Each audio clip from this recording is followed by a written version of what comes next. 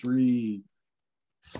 Hey there, everybody. Pete Pardo here from Sea of Tranquility. Welcome to another episode of the UK Connection. This Doom just has a life of its own here. I'm like in mid countdown and already, well, we're here. So as always, in the co-captain's chairs on this Saturday, we got Mr. Steven Reid from Perth, Scotland, and from Lancashire.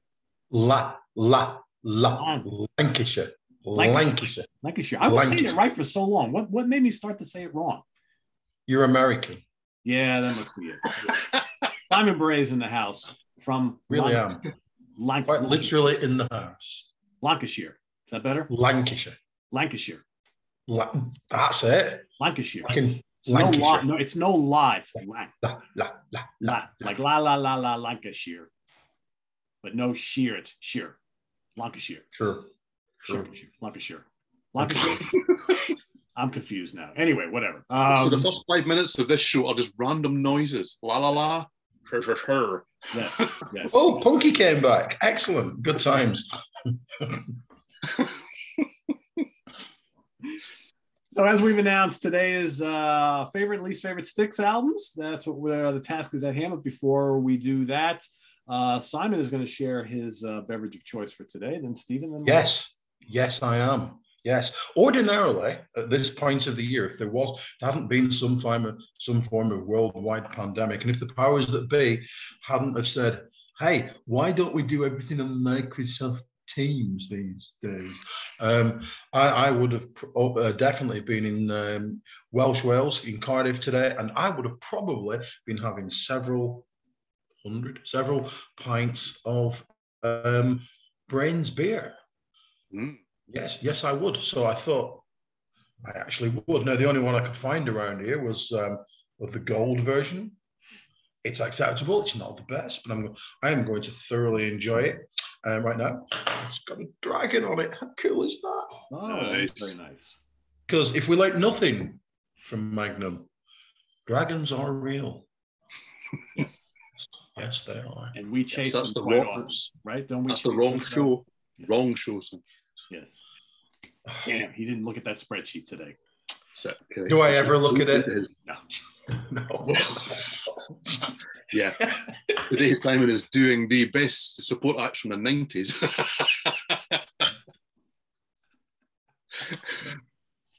I've done that. Yeah, he has. Pouring my drink so you can't see it. That was last week. That was last week, yes. Right, I am doing a perennial favourite today because I went to the beer store in my house, which actually has quite a lot in it at the moment, and looked at all of the options and thought, I really do like Bellhaven Black. That's just a seriously good drop of beer. Look at that. That's an absolute thing of beauty. It's just one of these ones I go back to regularly. It's fantastic. It looks quite good. And I must say, even though I like the beer that I normally drink, like I said, I'm a Pilsner, Kolsch, lager kind of guy for the most part. I get very jealous from week to week seeing you guys with these lovely dark beers. So I went the other day and I grabbed one of my favorite stouts of all time. And there it is right there. A little Samuel Smith organic chocolate stout. Absolute perfection in a bottle. And there we go. So I am going to highly enjoy this. This is one of those beers that I love it. Can't really drink a lot of these. Oh, hold on a second.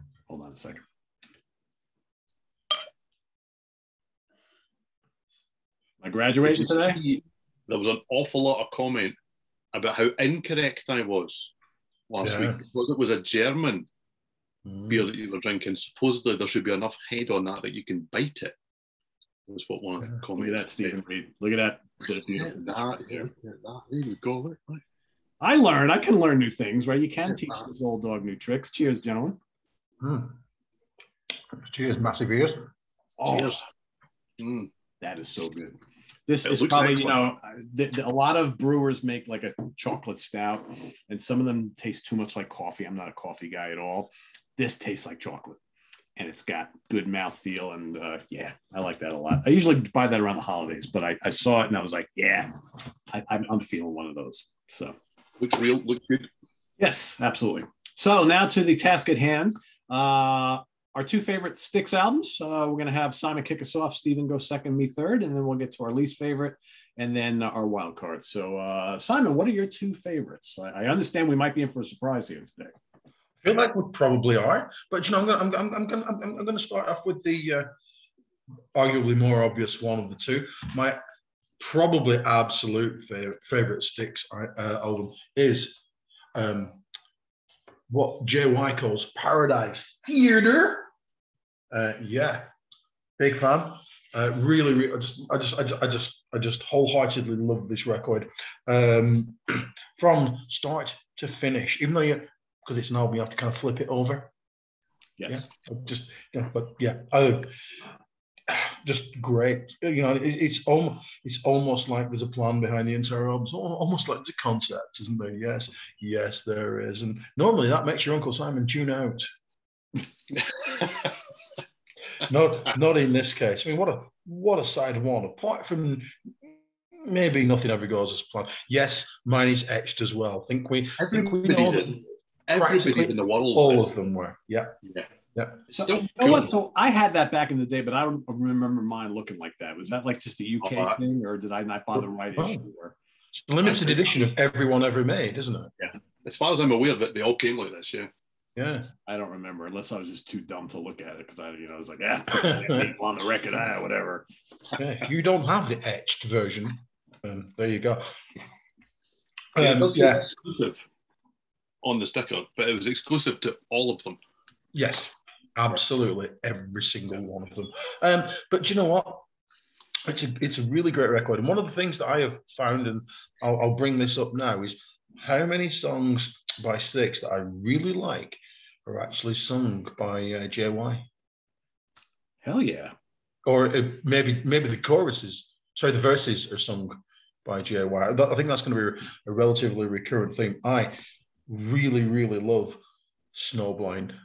Can't live without it. Love it. Yeah. Hell yeah. Yeah. Halfpenny, Two Pennies, one of my absolute favorite go-to songs of all time. The outro, it goes into AD 1950. Oh, it's so good. It's so awesome. It's just,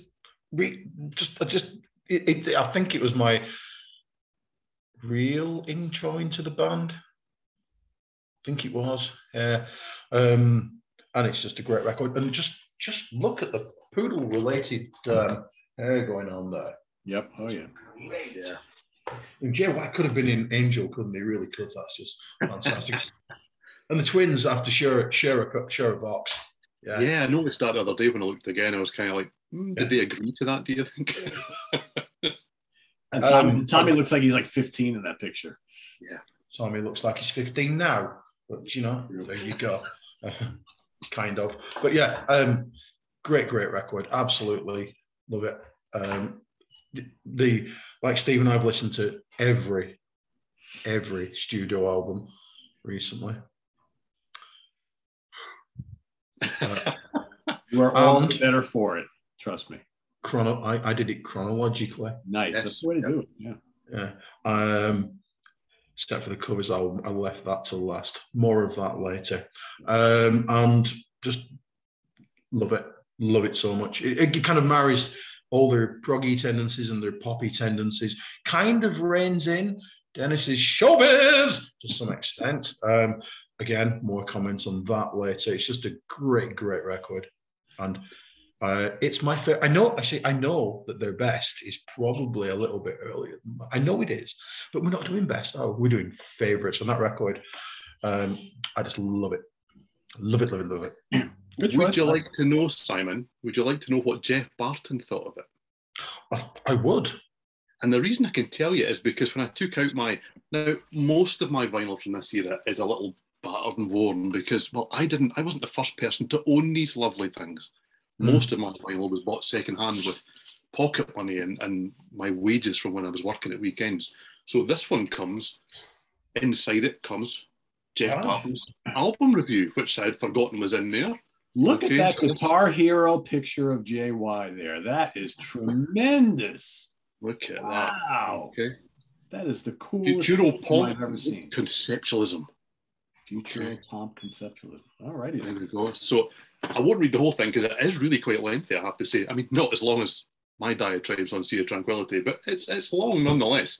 Okay, he closes with the fantastic line, "If you've come in search of paradise, then look no further." See what he did there. See what he did there. So, and this is from January the 17th, 1981. It's page 41 of Sounds. Because actually, usually when they got any form of press over it, it wasn't that great, was it? No, they've never really been flavors of the month over here, I wouldn't have suggested. That's what most people tell me from the UK when I rave about Styx. They're like, they were nobody's here. It's like, well, they were definitely somebody here. They were a big deal here for quite a few years. Yeah. It's crazy to think that album came out back then. That's over 40 years old. Jesus. I bought that when it came out. My God, getting old, man. Holy cow. Another thing, before I move on to my second one, about Styx is, as we discussed on other forms of social media, they do have millions and millions of live albums. Not that I'm going to choose any of them, but they do, don't they? I mean, why? Don't know. Why? Just why? Why did you record the two albums together? Why? Styx World 2001. Why? Why did you do one with Oriole Speedway? Why? I mean, so that people like me and you can buy them. That's kind of why. Will. But certain songs and certain phrases, and I kind of like hear things in JY's voice. So this is the number one album in North America, Paradise Theater. Yeah, it's got half penny, 2 penny on it, and that amuses me immensely. As does if anybody, the rare occasions anybody offers to buy me a drink. Simon, would you like a drink? And I always go, as long as JY is buying. And mostly I get like, what are you on about? But I am deeply amused by myself, which you probably realise now, but I know. One of my favourite things about these live albums, when you do listen to them back to back, because I have listened to a couple this week, is that, and I love him dearly, but Tommy Shaw is a liar. Absolute liar, because he tends to get near the end of the show and then they'll be they're playing that kind of loose jam thing that they play every show, but it's a loose jam thing and he's going, "We love to stay all night, we're going to stay all night, we could stay for hours, we're going to stay for hours," but actually the bus is outside and we've got to show somewhere else tomorrow. I don't know who planned that. Tours don't usually work like that, so actually we're going to have to go. Do you know? Yeah. It's like, don't curfew is 4 minutes away, we got to go. Yeah. Yeah, we're going to stay on it. We could play for hours. We could do this forever. But actually, we've got about 16 seconds left before we off down the road somewhere else. Yeah, we'd love for you to all come with us. No, you wouldn't. No. Just get on our tour bus. Don't be stupid. It's not Halloween either. Those Germans don't give a shit about that kind of thing. They're just going to play on forever.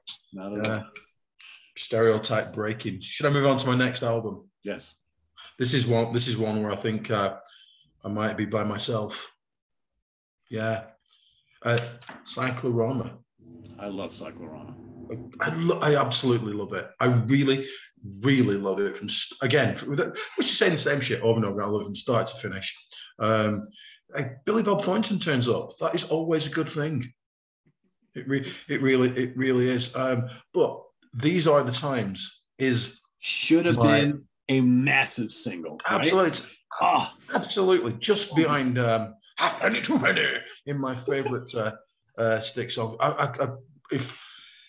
When I've been listening to things, when I've been walking around and going, I've always, as I get back about 6-7 minutes from home, just gone, shall I listen to These Are the Times again? Oh, yeah. And then you're just like, whoa, this is fucking great, because it is. It's a great song on a really, really solid album that, in many ways, sunk like a submarine. Yes. You thought I was going to torpedo, didn't you? But no. Kiss Your Ass Goodbye. I mean, that was vaguely kind of punky, zeitgeisty at the time, wasn't it? No. Fields of the Brave. Wow, Gowan, what a guy. Yeah, just a really, really good record, recent record from 2003.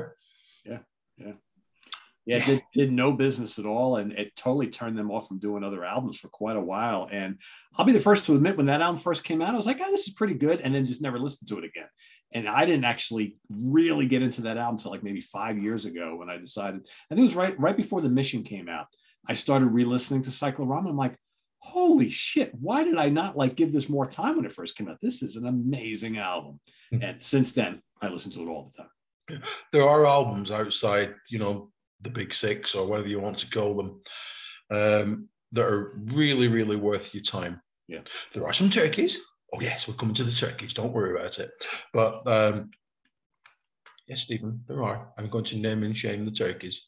And this is a really, really good record if you've never heard it. And what a great cover as well. It's, yeah, there you go. It's now in stereo. I see what you did there. I think like that giant carrot that it is. So yeah. Should not have. So. Should not have. More love for the money. Killing Thing. Just a great record. Really, really liking it. It is my arguably go-to Styx record. Nothing wrong with that. Yeah, I mean, even the throwaway things like Bourgeois Pig, it's a great piece of music. You know, it's real energy in it. It's really good, really solid, and it gets no love whatsoever. So I'm delighted you've given it some love. Me too. Excellent. All right, Stephen, what do you got? Well, this has been an interesting week, as Simon will know, because we have been fortunate enough to have been discussing this quite a lot on Twitter with quite a lot of people. This one has really garnered quite a lot of interest and such a wide variety of opinion. That's been something that's been really apparent, because there are some people that are only interested in the band once Tommy Shaw gets on board. Those first 4 albums, not interested, okay? There are other people that tell you, you know, it's all about Dennis DeYoung. He wrote all the hits. That's where it's at. Without him, they're nothing. There's other people that tell you that he's too Broadway for them. And there are so many different opinions out there. And disappointingly, most people haven't really investigated the last couple of albums. And with Simon's pick, let's say the last 3 albums, because they're really, really good. Yep. And yet I say all of that, and I have listened to each and every one of these studio albums over the past week or so. As I said to Peter just before we started, remarkably short, some of these albums. I think I got 8 albums in the space of like a day in the morning at the start of the week. I ended up right back where I thought I would be, to be quite honest. And that is not always the case when we do these shows. So I ended up with my favourite is where I started with the band. And I started with it on a really cheap throwaway CD, okay? But I do like my picture disc copy of this. And I like it as much because back in the day, because this is not one of these modern fangled ones that weighs about as much as I do. This is one of these, it was a picture disc released at the time, which means, as I've showed on in the prog seat before, you're not actually meant to play this. It does actually state before you buy it that this will not sound good at all. This is literally one of those things that I get annoyed when I see people putting vinyl on their wall on the TV and things like that.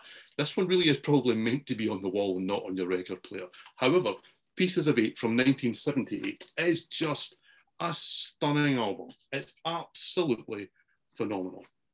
I mean, you have got 10 songs on this album.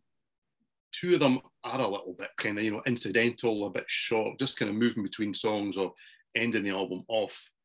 And the only one that I don't absolutely adore, I only really quite like, and that's Queen of Spades.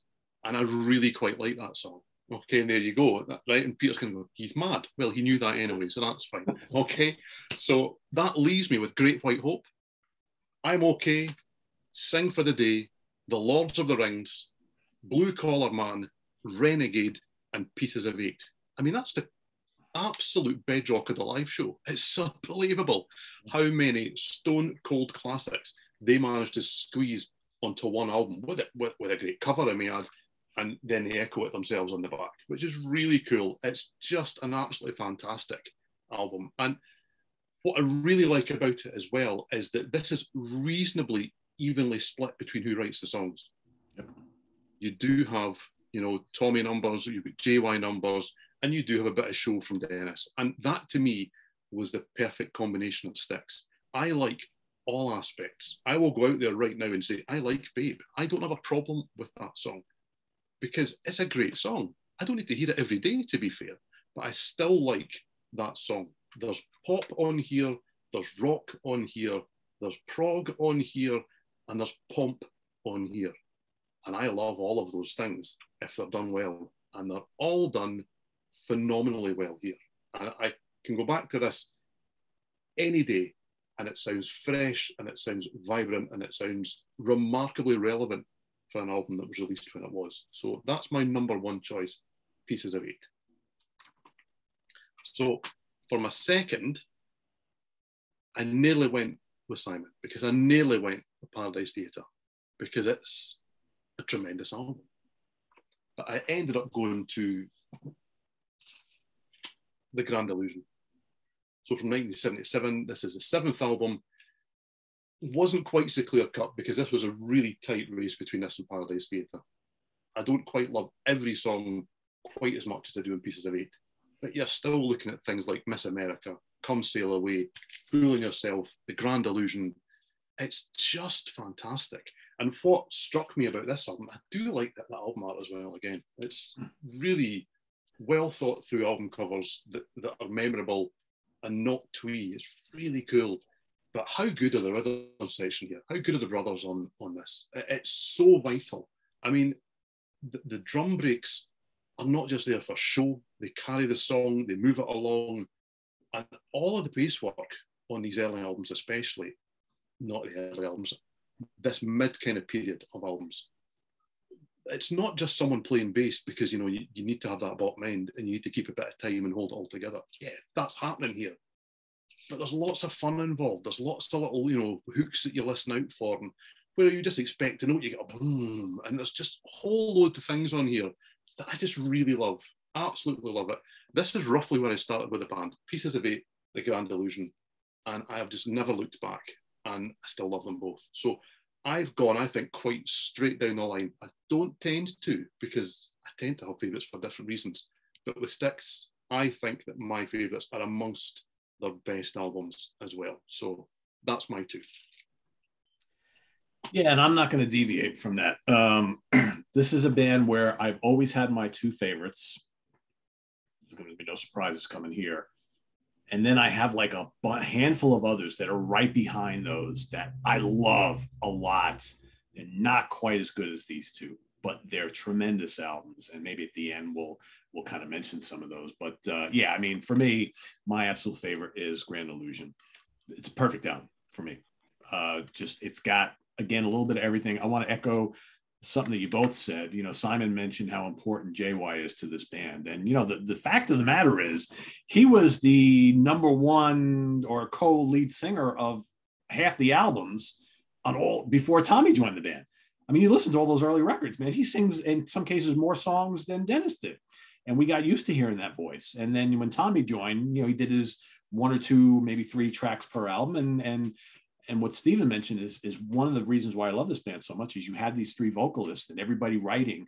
And I love bands where you have 2 or 3 vocalists and you get that different flavor. You think Fleetwood Mac, you think, you know, the Beatles, you think, I mean, all the Blue Oyster Cult, early Blue Oyster Cult, you know, these bands where you had all these multiple singers. I like that because you get these albums that are just so rich in variety. And that's this. I mean, the title track is classic. Fooling Yourself is one of Tommy's best songs ever. Superstar is so much fun. Come Sail Away is Dennis's big track. Great song. I probably heard a little bit too much, but I still think it's great. Miss America, the big JY rocker. I adore Man in the Wilderness. I love even more. Castle Walls to me is the best song on this album. I just absolutely love it. The grand finale is fun. Like Steven mentioned, short, to the point.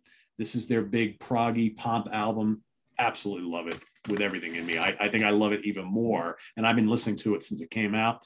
I love it even more today. I love a lot of these albums even more than when I was younger. I don't know what it is about Styx. They're like becoming, they've always been a band that I liked a lot. They have become now, at the age I am now, one of my favorite bands. I don't know why that happened or how that happened, but it's just like their music just appeals to me even more now. My number 2 is Pieces of 8. For all the reasons you stated. I mean, this, again, has a little bit of everything. It's got some of my favorite songs on it. You know, I've heard Blue Collar Man a million times. I still get jacked hearing it. I could listen to it every day. You know, for me, when I hear I'm like, yes, there we go. I remember talking to Dennis DeYoung himself, and we talked about that riff and how it was created. I'm like, man, it's one of the best opening organ riffs ever. Shit. Whoa, there's a name dropping off me. Ow! Oh, just missed me. Sorry. I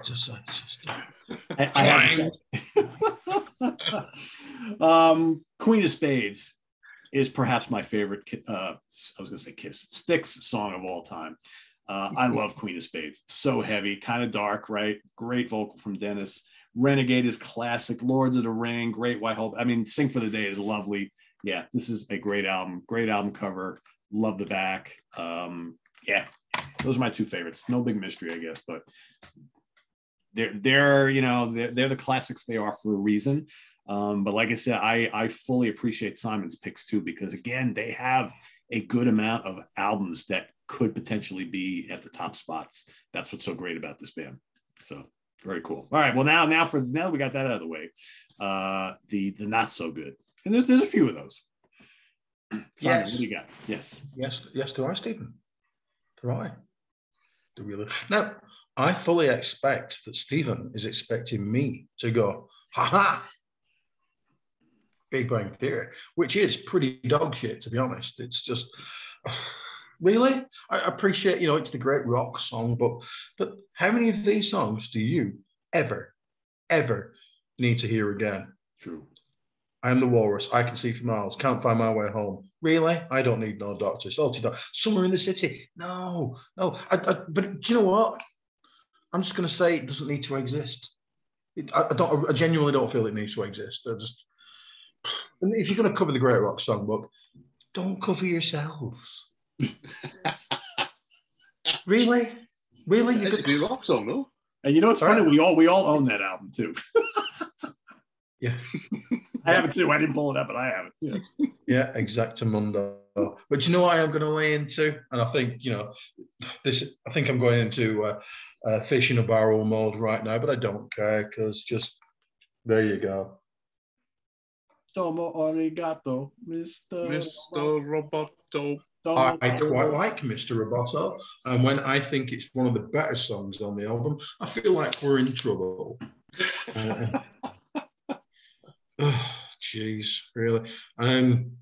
After Heavy Metal Poisoning, just Heavy metal.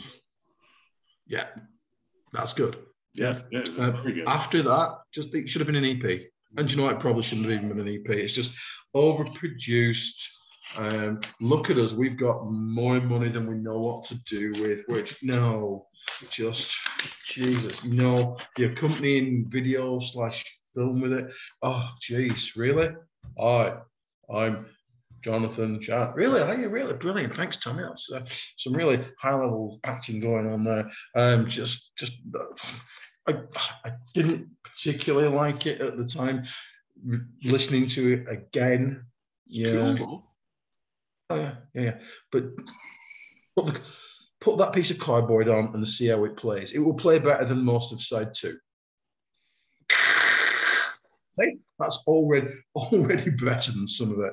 Am I right? It makes sense. So I realise it's very easy to say no to Kilroy. I just kind of wish that he wasn't here. Do you see what I did there? Yes, but you know what? It's not really the nadir of their entire existence. No, it's not. Because do you know what it is? Yeah, I feel like I'm hopefully about to upset Stephen. Yeah, Edge of the Century. No, just no. Wrong album, wrong time, everything about it, virtually no. See, have I upset you? My life is complete. My life is complete. Outstanding work. Yes, indeed. I mean, you think about the other covers, and then you look at those like emaciated individuals. And you just, really, let's dig deep, shall we? I mean, Love is the Ritual, Edge of the Century. All in today's work. I like Glenn Bernick. I really like them, but it just doesn't sound like. Who does it not sound like? Let me have a think. Styx doesn't sound like Styx. No, it really doesn't. And I reserve special. Do I wag my head at you, Stephen? No. I mean, obviously I will do in a minute or two. Jeez. back to Chicago. Yeah. Oh, Jesus Christ, on a bike, that is awful. No, Steve, it's awful. It has I'm not arguing about that one, actually. no redeeming features whatsoever. And that's just the absolute apogee of the hey, look at me, I'm going to go play Jesus Christ Superstar soon, look at me. No, just the not real kind of sounds on it. It's overproduced. The drums sound terrible, and that wasn't the case before they split up. Everything sounded great. And the keyboards just so 1990s. Don't like it. Don't know. Not dead yet. Really, I'll be the judge of that, because it certainly didn't do much for the career, did it? No. It's just no. That album needed a little bit of Tommy Shaw, I think, or a lot of Tommy Shaw, as the case is. But more on that in a little bit, I guess. I imagine so. More on that later. I see what you did there. Yes, indeed. Okay, so yeah, I no to both. Okay. Still, I will eventually put them back in the order in which all the albums came out, and put them in their private place, and maybe never play those again. Okay, so this was difficult. I found this part quite difficult. Now, I didn't find it quite difficult for one of them, okay? Because I didn't find it difficult for Brave New World. Okay, because I just think this is an absolute waste of space. It's one of those albums. This was released in '98, I think, and it's such a reactionary piece of nonsense. Is what this is. I mean, I will give you that the title track is quite nice, because it sounds like, well, Styx. That's what it sounds like. The rest of this is dowdy. This is a band trying to fit into a time. And it's a time in which, yeah, okay, they might have felt they didn't belong. Because they didn't really. Because the Styx, at their best, are pompous, they're upbeat, they are bright as the day is long. Do you know? And that's not what this album is. I'm always confused when, and I presume, it may not have been, this might have been the band genuinely sitting down and going, I think we need to do something a little more serious, guys.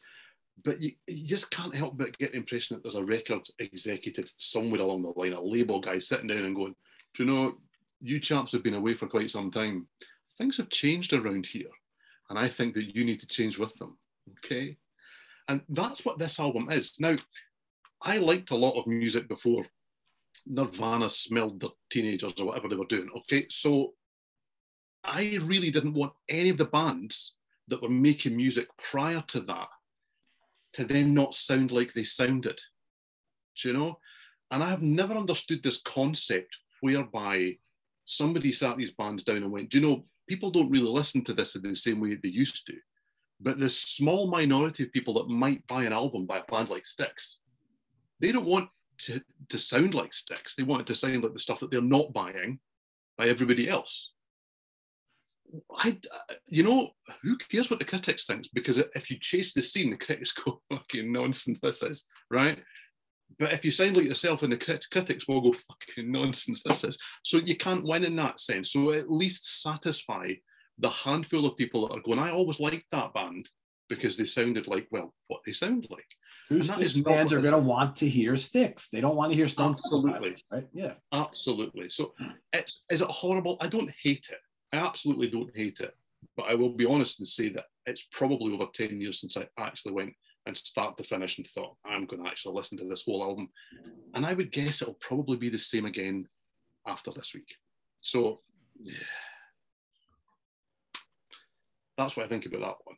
The interesting thing is, though, that having said that, right, what struck me about this catalogue as we were going through it is that the first 4 albums have hints of what people think of as the Styx sound. Okay, you can kind of sense it coming. Some albums more than others, and not necessarily in the order that they arrive in. They don't just suddenly get to the 4th of those albums and you go, aha, they've cracked it. There are periods along those 4 albums where you think, that's what they were trying to find. And okay, it took a band member change to kind of get there. Then you get 6 albums where they absolutely find a sound and they nail it to the wall. They know exactly what they're doing. But then after that, you get to Kilroy, and we've got some, and it's not one of my bottom two, okay? Because, yeah, I mean, it's an AOR Broadway crossover nonsense that makes absolutely zero sense. That makes it zero sense, right? But then you've got Cyclorama. That, to me, is Styx to hard rock. Now, I love it. It's a great album. And there are elements where you think, I know who that is. But it's more to do with the fact that you can understand and hear the songwriting style. You hear the vocals and you think, yeah, there's no one else this can be. But they don't, it doesn't necessarily sound like Styx, what we all think of as the Styx sound. And it's taken them until, in my humble opinion, the two most recent albums where you think, right, okay, I know exactly who this is because this is a sound modernized. It's not just a straight kind of copy. So this was difficult for me, right, to actually come away with something. And I very nearly did what is becoming known as a Simon, okay? Because Styx have got 3 of the 4 pillars of mediocrity in their catalogue, right? There are 4. They've got 3 of them, right? There's the covers album, okay? We don't do covers albums, okay? Lesser Saxon, right? They've got a symphonic album, okay? Right? And I don't hate this. But I mean, it's sequenced badly and it's a bit twee in places, but some of it's really good, to be fair, okay? Then they've gone and covered themselves. This is, yeah, absolutely. I knew where you were going with that. Right, yeah, absolutely, because there's 2 discs worth of our own songs that we're doing now, but not quite as well. Okay, I don't understand that as a concept either. I know there's rights and various things, and they earn more money if these versions are played on radio. And some damn Yankee stuff. Yeah. Okay, but the 4th one that they don't do, okay, they don't do the acoustic album. So they get a little bit of a pass, but instead what they do, which Simon touched on, is they release an album that's got 2 bands on it. And now, I like REO Speedwagon, okay? This is nonsense. As a concept, this is absolute and utter garbage, okay? I'm a Styx fan, and I'm an REO Speedwagon fan, okay?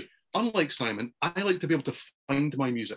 So who do I actually even, put this away with? Does it go with Styx? Does it go with REO Speedwagon? I'm not going to buy it twice. No, I'm not. I'm not going to buy it twice, and I actually haven't. It has crossed my mind, okay? But I'm not. And you could have got the version without Speedwagon. I was going to say, I'm aware that there is a Styx version of it, but it's not actually quite good enough to even merit that and put this in with the REO Speedwagon thing, because it still says Styx on the front, and it's still Styx first. So it goes in with the Styx albums. But it's a nonsense concept. It's such a bad idea. Unless you're at the shows. I mean, if you actually witnessed this, yeah, great, fine. I take my hat off to you. I bet it was great fun. And you probably listen to this quite a lot. It's still not in the bottom 2. And the bottom 2 is finished off by an album that I actually quite like, which is The Serpent Is Rising. This is the band's 3rd album from the year that I was born, 1973, because it's just a bit of a mess more than anything else. There you go. I quite like the early albums. John Karlewski is a talented guy, and these albums are good. The cover's even horrible, right? Awful, isn't it? Yeah, the cover's horrible on that album. I've got, because I've, unlike Simon, have found these albums remarkably difficult to find. So I don't like a 2-on-1, but I'll take a 4-on-2 because I've got all 4 Wooden Nickel albums on this. Stop it. I hope you didn't Google that. Jesus. Okay, I did make you look up Cougar the other day, but that's okay. You did. Okay. So, and most of this is really good, really good. I like the debut. I love Styx 2. Love it. I think that's a great album. There's so much going for that album, and Man of Miracles, don't mind that at all. But The Serpent Is Rising, it's a bit of a slog. It doesn't really know what it is. There are hints. I mean, Witch Wolf, you can kind of hear what's coming with Styx. You kind of get the sound that they're looking for. And I'm about to, as Simon said, shoot fish in a barrel or in a plexiglass toilet. Because man, oh man, that is the worst thing that this band have committed to plastic, vinyl, whatever you want to put it. And it's only half of a song because it's hidden. It's hidden because it's literally no pun intended. It's shit, okay? But it's actually hidden on a song that's called As Bad As This. Yeah, they knew it. Okay, it is really terrible. It's absolutely terrible. And Krakatoa as well, which is really, I mean, the vocals. What? I just don't get it at all. There's just no need for it at all. Yeah, sorry. So the Serpent Is Rising. I was phoning the ambulance service then. Yeah, they took one look. Can you lift your arm up? Can you kick your arm up? Can you? Yeah. Oh, you're okay. Yeah. Yeah, I don't like it very much. Can you tell? It's one of the few. I will listen to Kilroy over this any day of the week. I don't mind Kilroy. I'm kind of pushing it there. Okay, kind of pushing it. But I don't like the Serpent Is Rising. The rest of this is really good, though. That's me. Cool. All right. Well, my two, you both individually picked one each of my bottom two. Edge of the Century is one of them. Yeah, it's just, the funny thing is, it's like, and I forget which one of you talked to. I think, Steven, you were talking about earlier on Twitter about all these people that have all these vast opinions of Styx. And, there's no Styx without Dennis. There's, all this kind of stuff. To me, I have a hard time with Styx without Tommy. Not so much the early stuff, because that, before he came in the band, whatever. But and Glenn Burtnick is fine. I don't dislike him at all. I really miss Tommy on this album, and I agree with Simon. This album just kind of sounds like the time that it came out. It's like it's just lost. Like the 1990 Styx doesn't make much sense for me. There are some good tracks on here. I don't hate it. I don't hate either one of my bottom two. I just don't care for it all that much, and I don't reach for it all that much. And a little too many ballady things on here, and I'm just missing Tommy. I don't know. I'm a Tommy fan, so what can I tell you? My other one, despite the amazing artwork by Johannes on it, is Brave New World.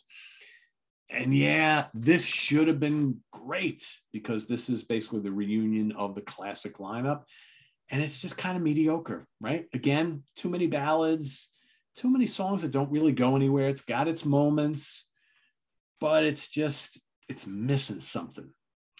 And again, maybe 1998, 1999 was too much to ask for these guys. And we know that they didn't, they probably weren't getting along that great. And we know that I think most, JY and Tommy had different views about the way Styx should be. And I think them and Dennis were just at a point where it doesn't work together anymore. And that's, what, that happens. I think we as fans want to force these guys to work together no matter what. But maybe sometimes you're better off apart, right? And this is just not a very good album. I will say the live album that came out right around this time is phenomenal. No, it's the best live album they ever released. But the studio album, not really. So those are my two bottom two. Now for the fun part, the wild card. I still don't know if my choices. I'm waiting for you guys to go, and I may go and change my mind. I don't know. I'm trying to figure it out. I'm going to do a Steven now and just pap on about things before I get to my actual choice. I quite like Brave New World let me explain why. Because it reminds me of my holiday to Mallorca, where I took this album, this CD, and my CD player at the time, and just listened to it a lot. And I appreciate some of its absolute dog shit. But I really do like Heavy Water. I like I Will Be Your Witness. That's Brave New World. Everything is cool in the Brave New World.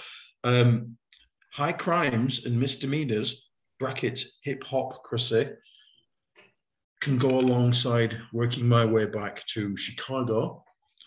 No. Also, the absolute worst thing about Arch Allies is that both sides finish with the same two songs. Yeah. What? Really? Really? So I got to ask, I have no idea what that album is. I've never heard it, never seen it. What is it? Well, they obviously went on one of these tours together. Which they do. I imagine they co-headlined and flipped depending on which market they're in. And at the end, they all played together, Blue Collar Man and Roll with the Changes. And Blue Collar Man and Roll with the Changes finish off both albums. They could have actually done other songs maybe and not finished off. You know, just no. It's just it's all live performances then from the tour. Yeah. Oh, okay. I think it's just that one night, isn't it? At Riverport Amphitheatre. I think it's maybe one night. So you've got the two bands obviously being great friends. I do love this shot as well. This is proof that if you want to be in one of these big band shots, you want to be at the back because then you can read the room. Because when you're at the front, you think, hey, everyone's going mad, whoa! And the guys in the back are going. There you go. So yeah, you get a live set from REO Speedwagon and a live set from Styx. They get a disc each, and as Simon mentioned, they both finish with them all on stage doing the same two songs. Very strange. It's just it's a great idea to go and see the show. It's a shit concept to release as a double album. Yeah. Maybe they'll do it on their tour with Loverboy right now. Hey Tommy, hey Bob, hey whatever. Yay. Mike, it's Mike, isn't it? I got there eventually. Mike Reno. Yeah, maybe they'll do that. Maybe they won't. I would like to give plenty of love to their Wooden Nickel albums. I really do like them. I love Styx too. But I really like, just for the absolute energy of the record and the world's worst cover. First one, I really like it.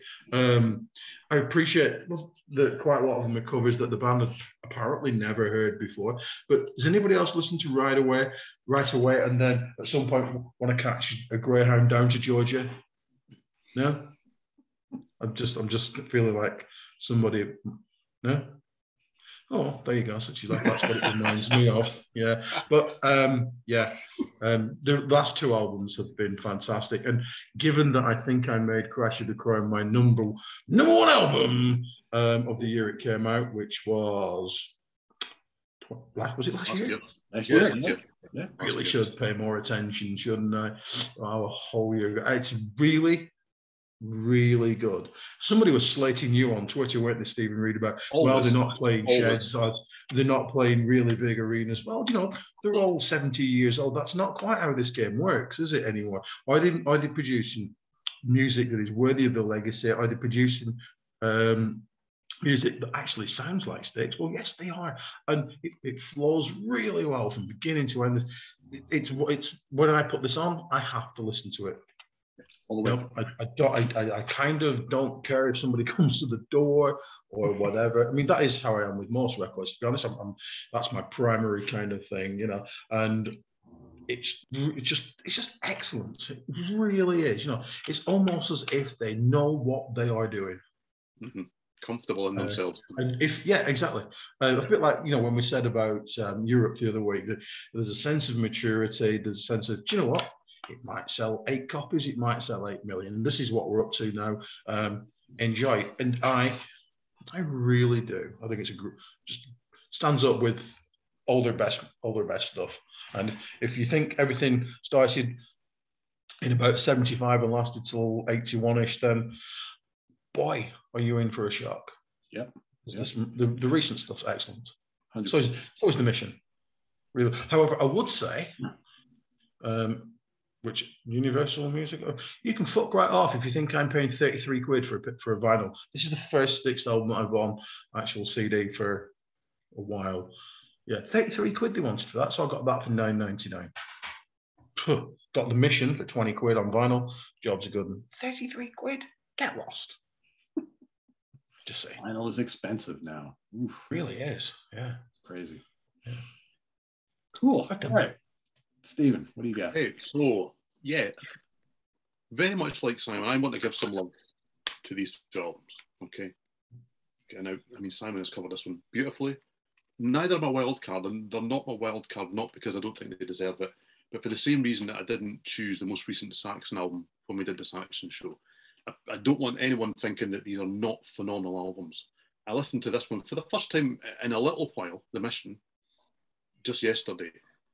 Oh man. I mean, it is millimeters behind this one in my estimations. Millimeters behind, because it's just so good. I mean, it should be a car crash because, I mean, it's a space-bound concept album. It's not science fiction as such, but it's kind of science fact, if you want to put it that way. It just works fantastically well. It's such a good album, okay? But in terms of wildcard, the wildcard should be a little bit more kind of out there, I think, okay? Now, it's funny because I'm not a live album guy and I'm not a greatest hits album guy. I don't do a lot. And then I pulled out all these Styx albums to listen to and thought, well, I mean, I've already shown at least one live album. There's another 3 or 4 sitting in the CDs. This is really good. Yeah, Caught in the Act. It's a really good live album. But then I discovered that randomly I have actually bought quite a lot of compilations by Styx. I don't really know why. Best of Styx. Bit of a NAF cover there. It's a limited blue vinyl. I'm a sucker. I'm sure I bought that from some guy at a record fair for far too much money. Probably the best compilation I've got is actually this radio one, which just gives you hit after hit after hit. I mean, we start with 2 tracks from Crystal Ball. We got Mademoiselle, Crystal Ball, Lorelei, Sweet Madam Blue, Come Sail Away. That's side 1. It's just outstandingly good. It's just such a great album. But it's not really the wild card because, and I'm going to show this one out of sync, right? Because the other greatest hits I've got, and this was actually the second Styx album I bought because I went and bought Pieces of 8 in there. That is the worst album cover ever. Isn't that the worst album cover ever? Terrible. It's like my 6-year-old grandson made that. Yeah, it's terrible. Yeah. But I remember that. Yeah. I can only presume that this was really cheap. Really cheap. Because I've obviously bought Pieces of 8 and then thought, well, yeah. Yeah, okay, yeah. There's a few. Okay. Yeah, fair enough. But it's all early stuff as well, which confused the hell out of me at that stage too. But purely and simply, okay, because somebody has got to stand up for it, because it is what it is. Okay, that's my wild card. Okay, because I like Edge of the Century. Now, I didn't like it in 1990. I'm not going to lie. I did not like this album in 1990 because it doesn't sound like Styx. And I have already stated that there are lots of albums in this catalogue that if you think about what you think Styx sound like, they don't really sound like Styx, bizarrely enough. I mean, half the catalogue has not got that classic Styx pomp, prog, rock sound. They don't really. And this is miles away from it. Absolutely miles away from it. This is an AOR album out of time. It's big and it's bold and it's unsubtle, and they were never meant to be like this. It's full of whoa-whoas and hey. It's full of all those stereotypes of albums that I really like. Okay, I've got lots of music that sounds like that. And it was one of those albums that I went back to, and somebody recently from a forum that is now no longer existing, unfortunately, sent me the demos for what was meant to follow this. And it is equally, whatever way you want to put it, good, bad, or indifferent. I really like them too. They're very interesting. But Love is the ritual. I mean, I know that they really need massive poodle perms and all this kind of stuff to pull that stuff off, but they had them. Okay, so I mean, no one was doing this in 1990. But if this had come out as, I say, 6 years earlier as a Lou Gramm solo album, we'd all be going, "It's pretty good. It's pretty damn good." Do you know? That's what that album was. It was pretty damn good. It's a bit underground. Edge of the Century. That's almost a damn Yankees song. I don't care what anyone says. Show me the way. I mean, that's Dennis being Dennis. That's what he gets away with it early in the catalogue, but you bring him in 1990 and they all go, what else is he going to do? Okay, the last couple of albums have been great, but you know what I mean. I like Not Dead Yet. It's stupid. I mean, you've got World Tonight. That's INXS meets Styx. We've all discovered that I like INXS. This makes no sense, okay? I mean, does it sound more like Alias than it does like Styx? Yeah, I like Alias. I really like this. Edge of the Century is a really good album, but it's not a great Styx album. But it's a good album. I like Alias. Fair enough. Pardon? I like Alias. I don't like Alias. Did you see while you were talking there, Stephen, that my head didn't move like that? No, but what your face said was he's an utter clown that has no idea what he's talking about. I'm not going to argue. No. Yeah.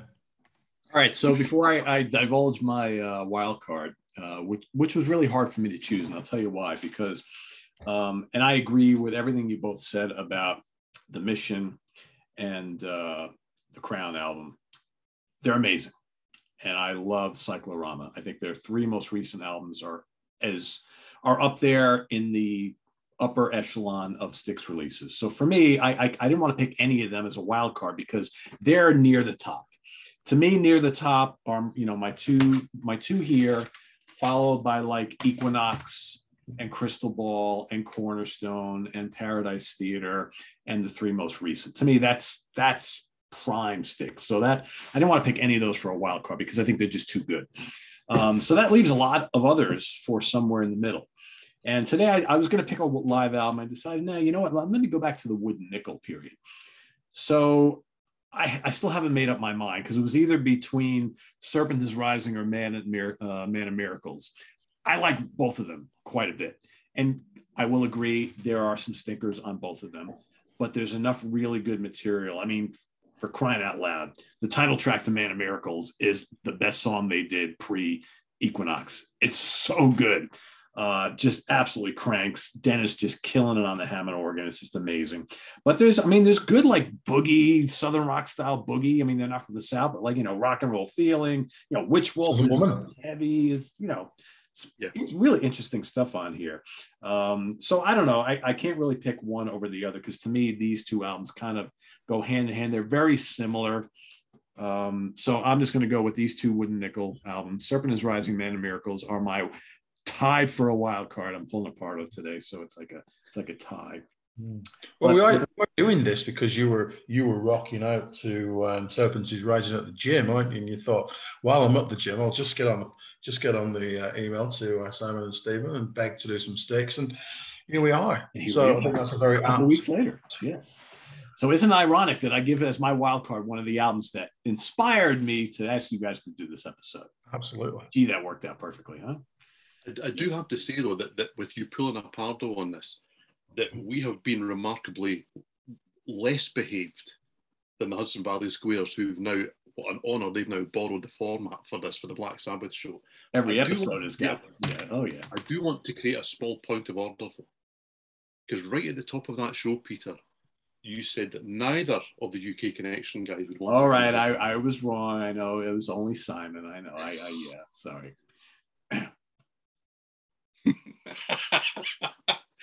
I know not of what you speak.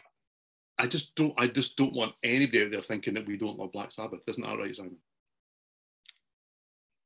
See?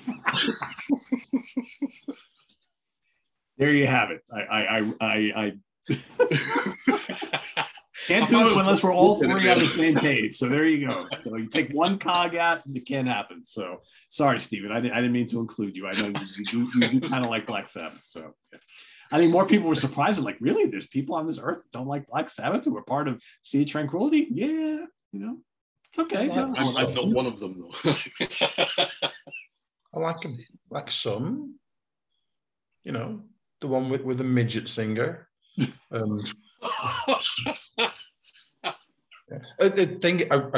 really, really like Ozzy Solo, but I just cannot cope with him in Black Sabbath. Just no. Yeah, check out the hate mail below. Yeah, but hey, and Tony Martin in front of job's a good one. Yeah. Okay, well, that's okay. In trouble, I know. Yeah.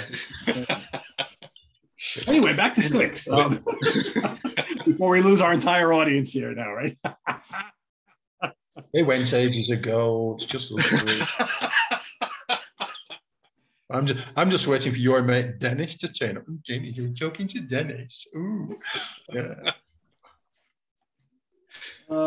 Dennis was a riot, though, I will say. Yes, he was, actually. Yeah, he was. We'll see. You never know. He might be watching this episode for all I know. Because, man, when I talked to him, he was dropping all sorts of things that I had said on the channel previously. I'm like, ooh, he's been paying attention. Oh, well, Dennis, if you're watching, can we please have your two favourites? your two least favourites, and your wild card in the comments below.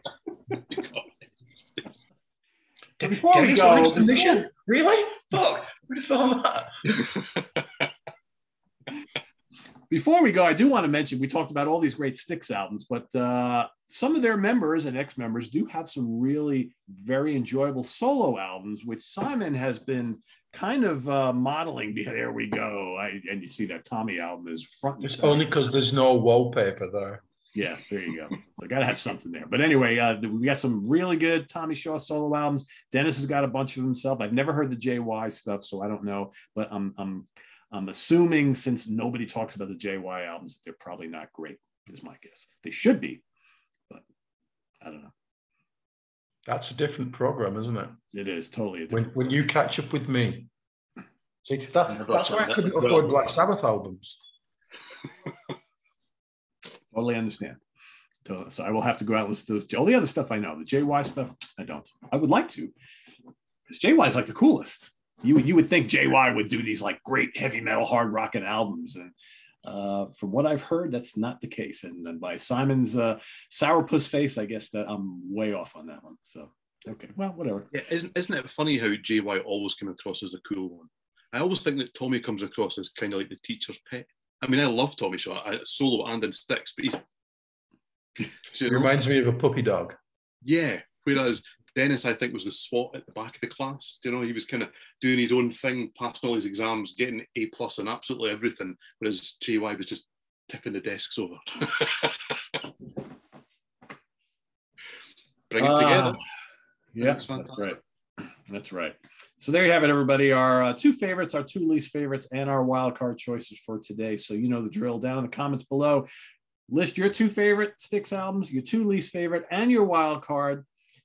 And visit us on the web at www.seaoftranquility.org. We're on Facebook. We're on YouTube, all together. All the damn time. That's right. So stay tuned next Saturday for some more fun with the UK Connection. For Simon Bray and Steven Reid, I am Pete Pardo. Enjoy the rest of your weekend, everybody. Stay tuned tomorrow for album homework assignment. Ken Golden and Chad Hutchinson from In the Product Seat going head to head. You don't want to miss that one. And we'll see you then. Take care. Bye-bye.